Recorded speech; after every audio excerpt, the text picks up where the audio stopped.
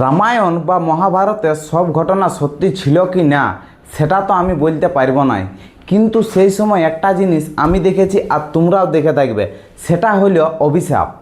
তখন বিশ্বাস করা হয়তো কোনো সাধু ঋষি বা মায়ের মুখ থেকে বের হওয়া অভিশাপ কখনোই বিফলে যেত না।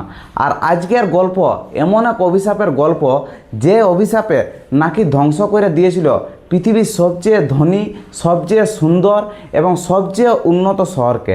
একটি শহর যেখানে ছিল সোনারূপায় মোড়া প্রসাদ, যেখানে সমুদ্র পথে বাণিজ্য করা হতো বিশ্বের নানা দেশের সঙ্গে, যেখানে রাজত্ব করতেন স্বয়ং শ্রীকৃষ্ণ। কিন্তু প্রশ্ন হইল, এত শক্তিশালী শহর হঠাৎ করে কিভাবে সমুদ্রের নিচে চলে গেল? কেন মাতা গান্ধারী শ্রীকৃষ্ণকে অভিশাপ দিয়েছিলেন? আর 1983 সালে সমুদ্রের নিচে এমন কি পাওয়া গিয়েছিল যা ইতিহাসবাদীদেরও অবাক করে দিয়েছিল? আজকের ভিডিওতে আমরা জানব সেই হারিয়ে যাওয়া রহস্যময় নাগরী দুয়ারিকার গল্প। তাই ভিডিওটা শেষ পর্যন্ত দেখুন, কারণ শেষের তথ্যটি হয়তো আপনার মহাভারতের সম্পর্কে ধারণায় বদলে দিতে পারে। তো চলো শুরু করি। অনেক বছর আগে মথুরার রাজা কংসের অত্যাচারে মানুষ অতিষ্ঠ হয়ে উঠেছিল। তখন শ্রীকৃষ্ণ কংসকে বধ করে মথুরার মানুষকে মুক্তি দেন। কিন্তু কংসের মৃত্যুর পর তার শ্বশুর জরাসন্ধ ভীষণ রেগে যায়। সে বারবার মথুরায় আক্রমণ করতে থাকে। কথাতে আছে প্রায় 17 বার আক্রমণ করা হয়েছিল। যদিও প্রতিবারে শ্রীকৃষ্ণ বিজয়ী হন, তবুও সাধারণ মানুষের নিরাপত্তার কথা ভেবে তিনি নতুন একটি শহর গড়ার সিদ্ধান্ত নেন। তখন তিনি সমুদ্র দেবতাকে বরুণের কাছে ভূমি প্রার্থনা করেন। কাহিনী অনুযায়ী বরুণদেব সমুদ্রের মাঝে বিশাল এক ভূমি দান করেন। এরপর সেই ভূমিতেই নগরী নির্মাণের দায়িত্ব পান দেবশিল্পী বিশ্বকর্মা।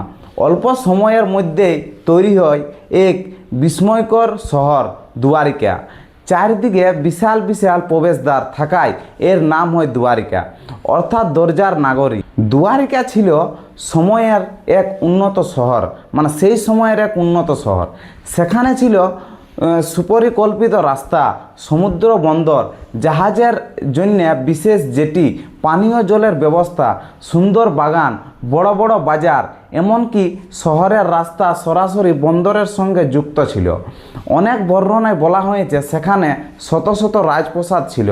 প্রাসাদগুলো সোনা, রত্ন ও মূল্যবান পাথরে সাজানো ছিল। শ্রীকৃষ্ণ তার পরিবার এবং রানীদের জন্য আলাদা আলাদা প্রাসাদ নির্মাণ করেছিলেন।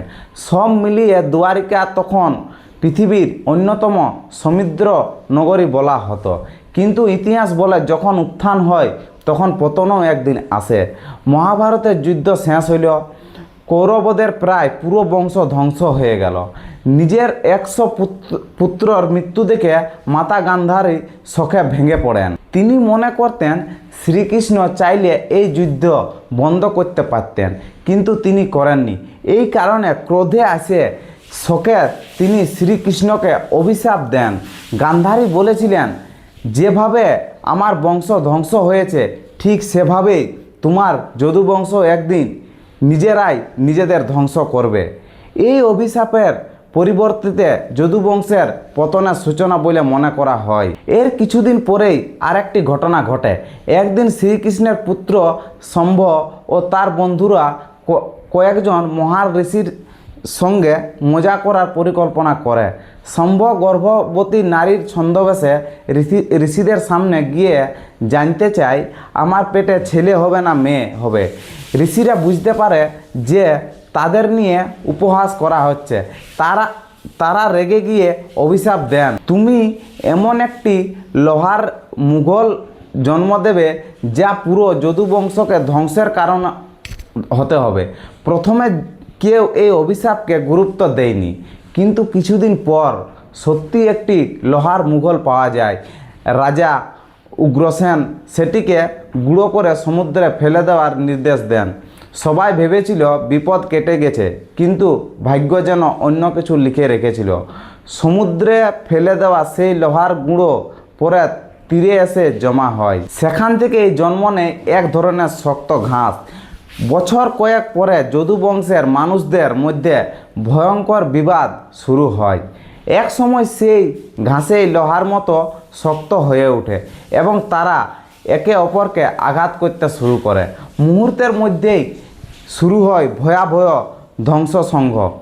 গান্ধারীর অভিশাপে যেন সত্যি হতে শুরু করেছিল যদুবংশের প্রায় সম্পূর্ণ ধ্বংস হয়ে যায় এবং এরপর শ্রীকৃষ্ণ পৃথিবীতে তার সময় শেষ হওয়ার সংকেত পান।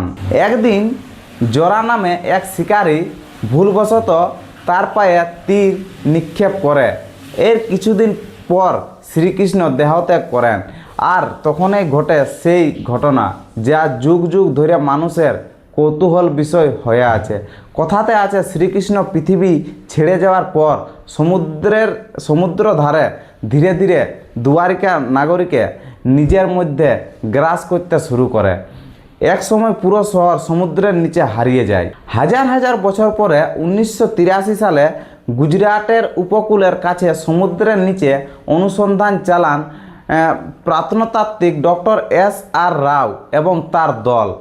তারা পান পাথরের প্রাচীন নির্মাণের চিহ্ন, নোংরা বন্দর কাঠামোর অবশেষ, যা দেখে অনেক গবেষক মনে করেন এখানে এক সময় একটি উন্নত নগরী ছিল। যদিও সব বিজ্ঞানী একমত নন, তবুও এই আবিষ্কার দুয়ারিকা নিয়ে নতুন করে আলোচনার জন্ম দেয়। তাহলে প্রশ্ন থেকে যায়, দুয়ারিকা কি সত্যিই শ্রীকৃষ্ণের শহর ছিল নাকি এটি কেবল একটি প্রাচীন কিংবদন্তি? সম্ভবত এর উত্তর আজও সমুদ্রের গভীরের অন্ধকারে লুকিয়ে আছে। কিন্তু একটি বিষয় নিশ্চিত, দুয়ারিকার গল্প শুধু একটি শহরের গল্প নয়, এটি অহংকার, ভাগ্য, অভিশাপ এবং সময়ের কাছে মানুষের অসহায়তার গল্প। আর হয়তো সেই কারণে হাজার হাজার বছর পরেও দুয়ারিকার রহস্য মানুষকে সমানভাবে আকর্ষণ করে।